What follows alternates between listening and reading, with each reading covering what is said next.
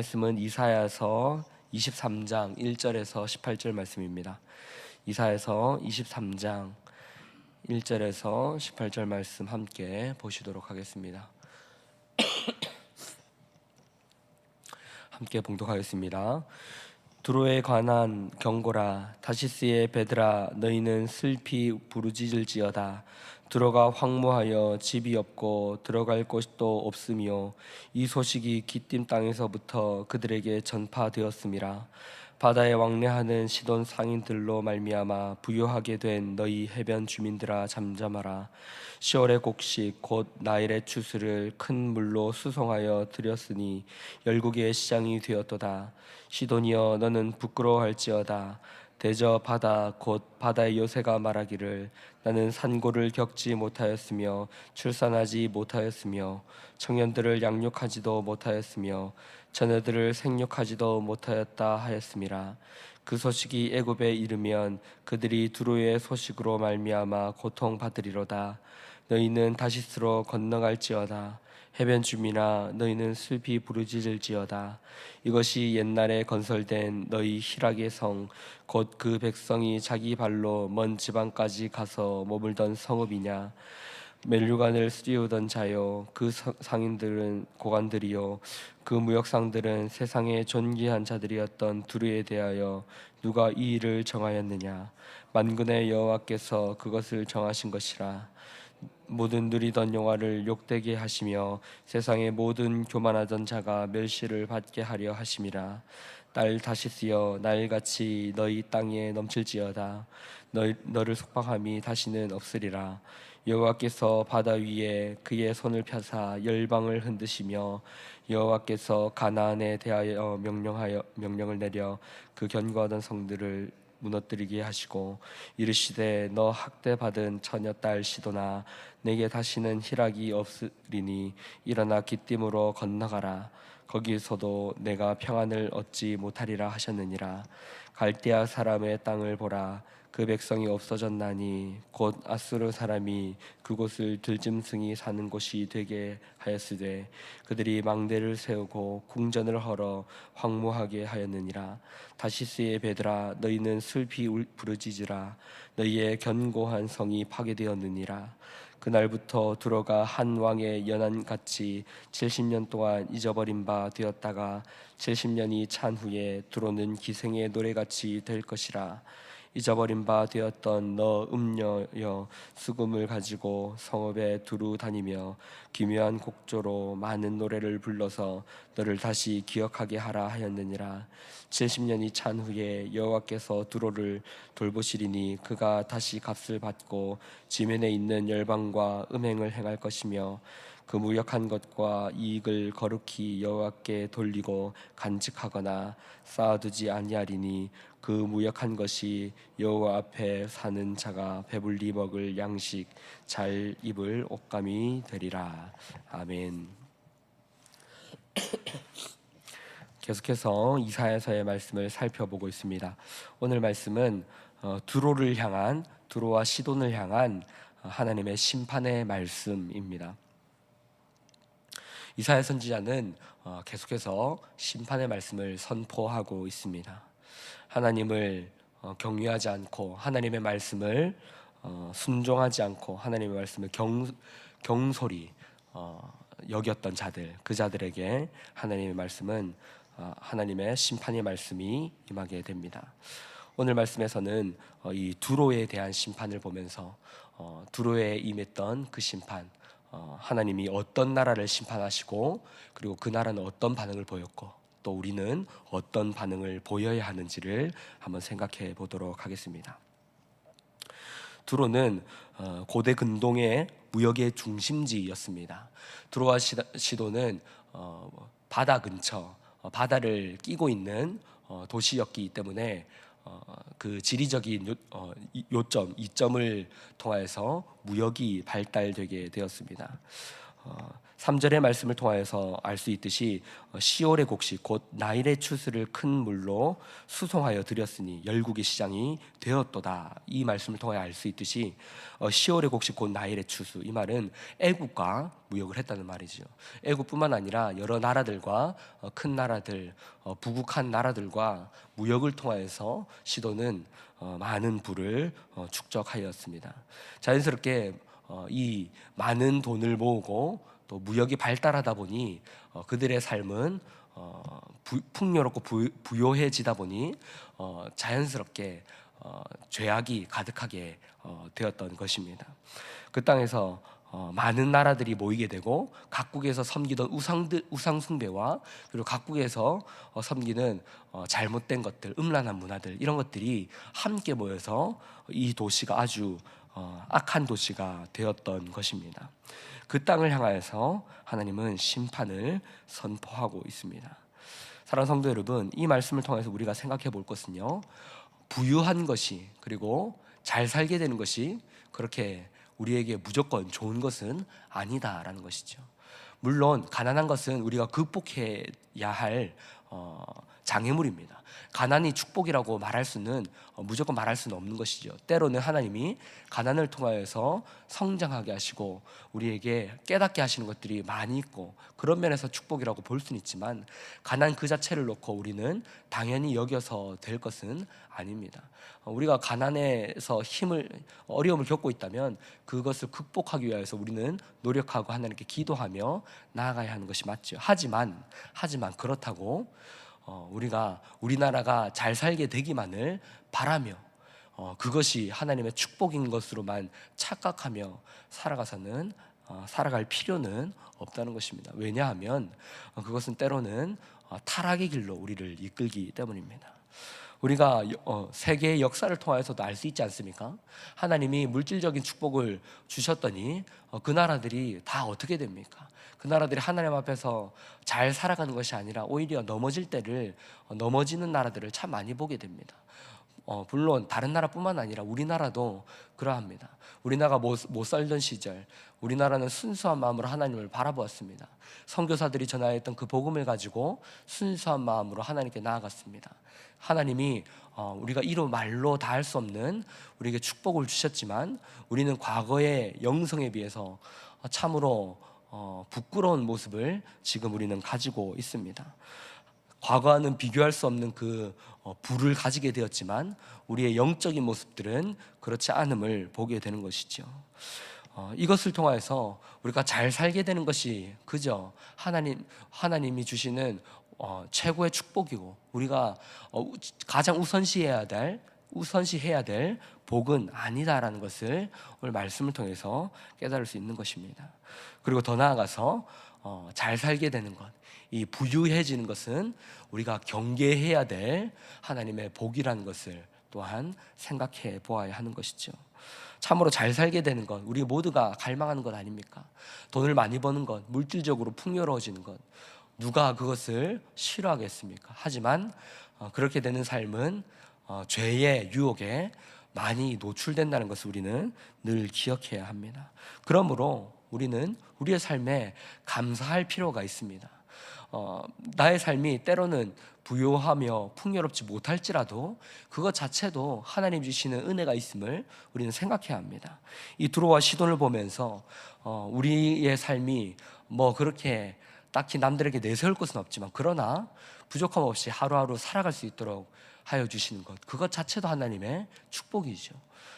하루하루 먹고 살 수 있도록 하나님이 인도하여 주시는 것, 하나님 말씀하지 않으십니까? 하늘에 나는 새들도 하나님이 다 돌보시고 들에 있는 짐승들도 하나님이 다 돌보시듯이 우리의 삶을 하루하루 인도하시는 것이 하나님이심을 우리는 기억해야 합니다.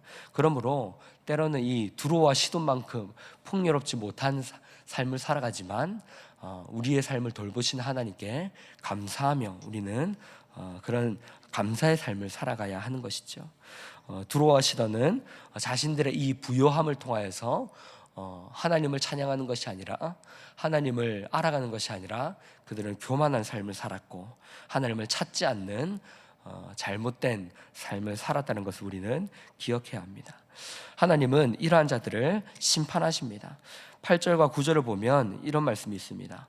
면류관을 씌우던 자요, 그 상인들은 고관들이요, 무역상들은 세상의 존귀한 자들이었던 두루에 대하여 누가 이 일을 정하였느냐? 만군의 여호와께서 그것을 정하신 것이라.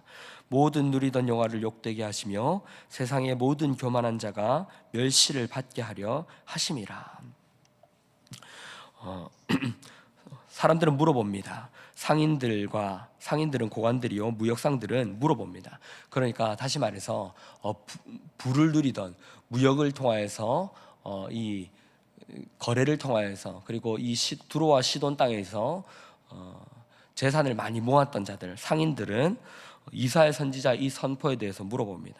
아니, 지금 가장 존귀한 나라인 두로에 대해서 누가 그런 심판을 말합니까? 누가 그런 일을 정하였습니까? 두로가 어떻게 지금 저렇게 잘 살고 있는 나라가 망한다라고 말합니까? 누가 이 일을 정하였습니까? 그때 이사야 선지자 이렇게 말합니다. 만군의 여호와께서 그것을 정하신 것이라. 모든 누리던 영화를 욕되게 하시며 세상 모든 교만한 자가 멸시를 받게 하려 하심이라. 하나님이 정하신 것은 교만한 자를 심판하시는 것입니다. 하나님이 정하신 방법은, 하나님이 정하신 뜻은 교만하며 자신의 이름을 높이려고 하는 자들을 낮추시는 것, 바로 그것이 하나님의 뜻이라는 것입니다. 그들이 누리던 영화는 욕되게 될 것이며 그들이 행하던 교만은 멸시를 받게 될 것이다, 이렇게 말하고 있습니다. 그들은 이 말이, 이사야 선지자가 말하고 있는 이 선포가, 이 예언이 와닿지 않을 것입니다. 믿겨지지 않을 것입니다. 왜냐하면 자신들의 삶이 너무나 윤택하고 너무나 잘 살고 있기 때문입니다. 사랑하는 성도 여러분, 지금의 삶이 부유하다고 그것이 영원하다라고 생각해서는 안 되는 것입니다. 우리가 지금 살아가는 이 세상을 살아가면서 부를 가진 자들을 보면 저 부가 영원할 것처럼 보입니다.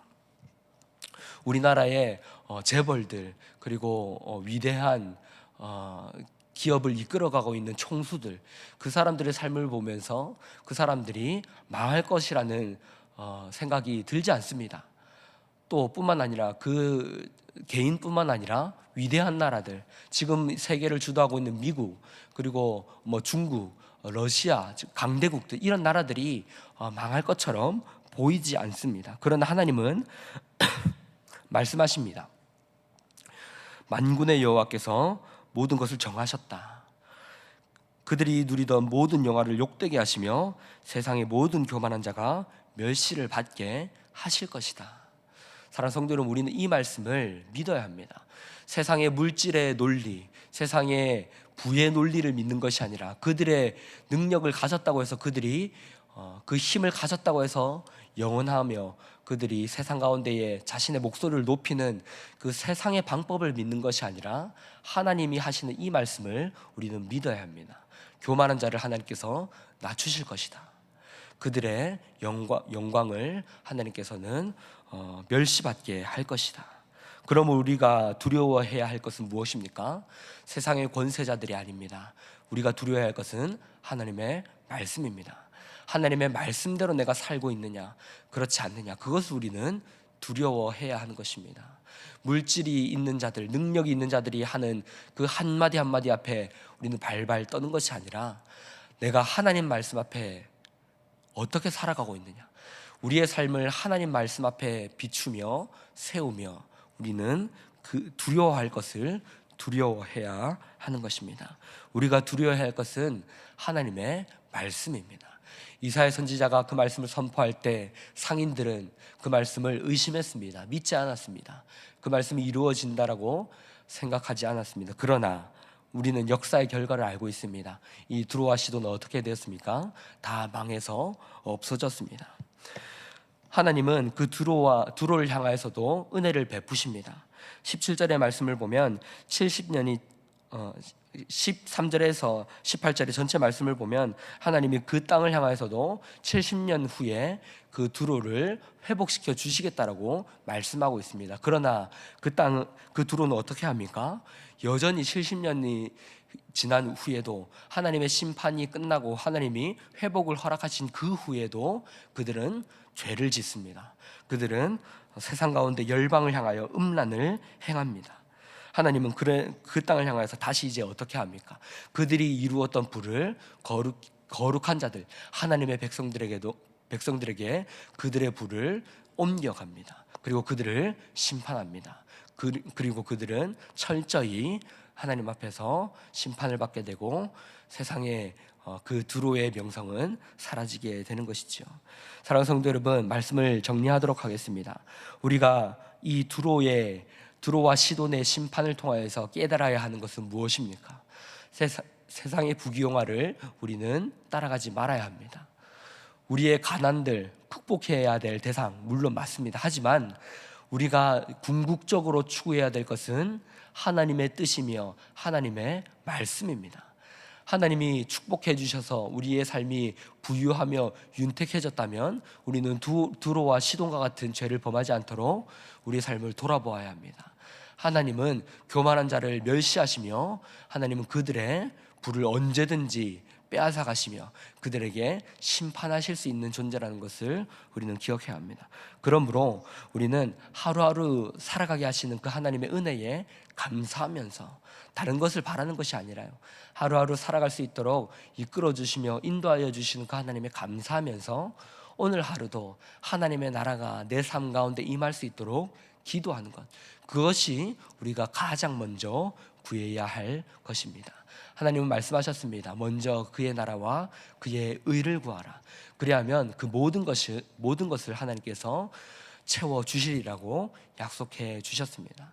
그러므로 우리의 삶이 이 두로와 시돈 같은 삶이 되지 않기를, 우리의 삶이 그런 삶이 되지 않기를 돌아보며 하루하루를 살아가야 하는 것입니다. 말씀을 정리하겠습니다. 사랑하는 성도 여러분, 우리는 그런 삶을 살아가지 맙시다. 세상의 물질, 세상의 논리, 세상의 방법들, 때로는 그것이 강력하며 우리를 미혹할지라도 우리는 그 길을 따라가지 맙시다. 우리가 따라가며 걸어가야 할 길은 오직 하나님의 말씀의 길이며 예수님이 보여주신 길입니다. 그 길을 걸어갈 수 있는 저 여러분이 되시기를 주님의 이름으로 축복합니다. 말씀을 생각하며 함께 기도하며 나아갑시다. 하나님, 우리가 두로와 시돈 같은 그런 삶을 살지 않기를 원합니다. 하나님, 우리에게 은혜를 다하여 주시옵소서. 하나님, 세상의 물질, 세상의 유혹들 참으로 큽니다.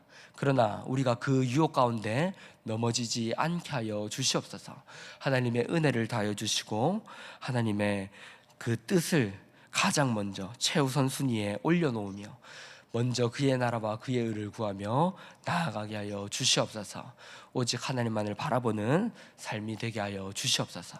세상적인 성공의 마음을 빼앗기지 않고 오직 하나님만이 나의 주인 되시는 삶을 살게 하여 주시옵소서. 우리 함께 들으신 말씀을 생각하며 기도하시고요, 앞에 보이시는 기도 제목을 놓고 계속해서 기도하시고 개인의 기도 제목으로 기도하겠습니다. 기도하시겠습니다.